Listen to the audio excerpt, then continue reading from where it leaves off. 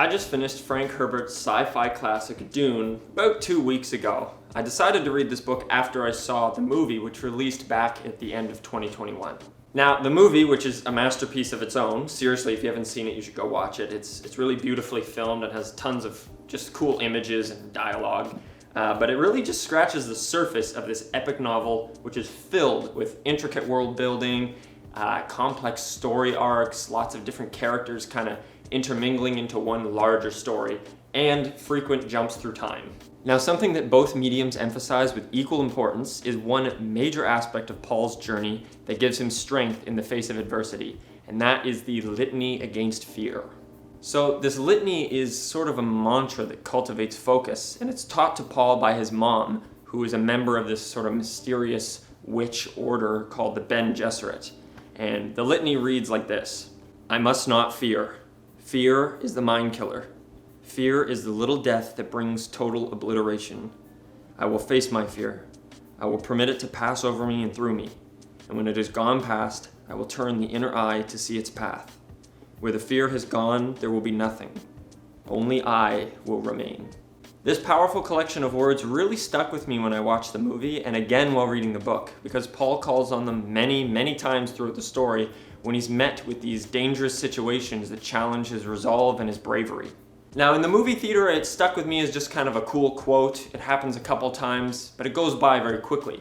When I'm reading the book, however, I was free to kind of reread the litany over and over again, and it really struck me that this litany sort of relates to the practice of mindfulness meditation, which I think has been more and more popular in society, especially through the pandemic, and it's something that I've personally tried to adopt and practice over the past year. Now, the litany is no riddle. It's pretty clear when you're reading it, the purpose of it to sort of cultivate focus, like I said earlier, and be aware of how you're feeling. Mindfulness meditation, that whole practice of meditating, really does the same thing. It's sort of a practice you do over and over again to train your mind to think in a certain way, and really overall just to be more aware in your day-to-day life of how you feel and what you're doing. It shows me how often I personally make decisions based on false pretenses or cast a judgment on someone or something without fully understanding it or even understanding it at all. The world as we see it is not always the world as it actually is. Sometimes, or many times, we need to take an extra second to view something objectively and think about our behavior and see, hey, is there a reason that I'm acting this way that maybe I wasn't aware of before, something subconscious or invisible to us without prior, awareness of it. Mindfulness meditation teaches us to be aware of our feelings and see them in their temporary states without having to act on them or judge them. Just as you can passively notice a bird singing on a tree branch while you walk down the sidewalk, you can also notice a pang of fear or frustration when we're cut off in traffic, for example. Now, obviously, these things are very different, but there is a similarity. Neither of them requires necessary action on our part. The bird on the branch will sing its song and fly off when its moment arises without any sort of intervention from us.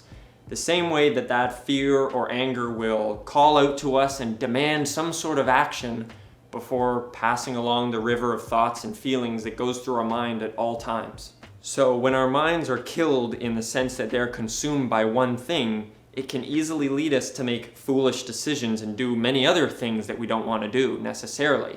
That's the total obliteration that the litany is talking about. The little death being that one singular emotion that we allow to control ourselves, leading to a bunch of bad things that maybe we don't even want to do, but we do them kind of automatically.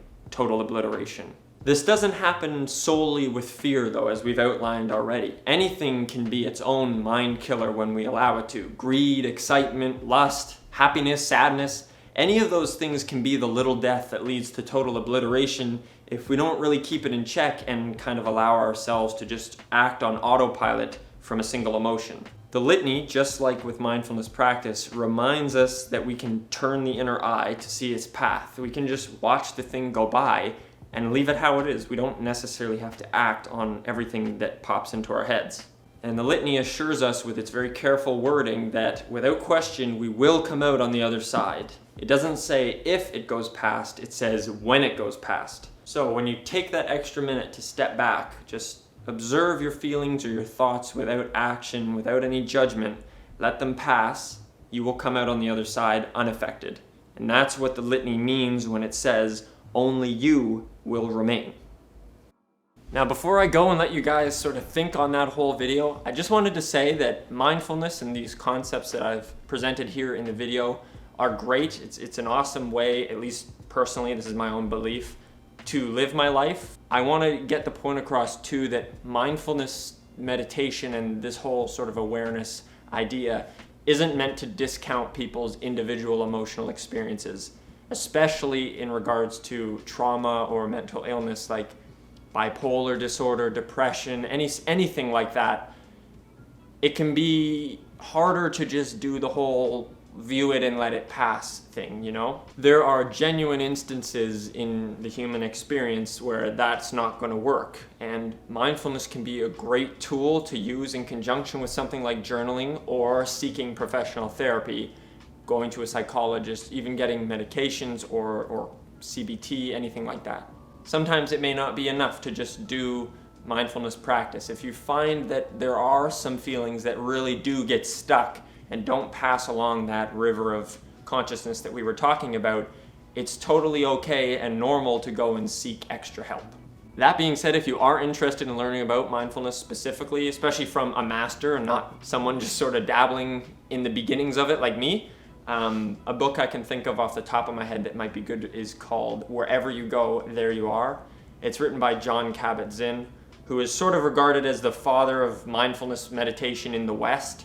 He sort of brought a lot of these ideas over and made it accessible in the West and, you know, translated into English and runs a mindfulness-based cognitive therapy type program. So his stuff is really great for learning about it. All right, and that's it. Thank you so much for watching this YouTube video, for sticking through it till the end. I really appreciate you guys taking the time out of your day to sit and watch my content and engage with it. If you have anything that you want to say or ask or critique, please don't be a stranger. Just leave a comment down below. I'll definitely get to them. And if you like the video, leave a like. If you don't, dislike it. Tell me why. And of course, you can subscribe if you would like to do that and see more content and support my channel for free. It's a good idea. So I hope wherever you are, you have a great rest of your morning, afternoon, or night. And as always, never stop learning. I'm going to leave you with a quote now. Here it is.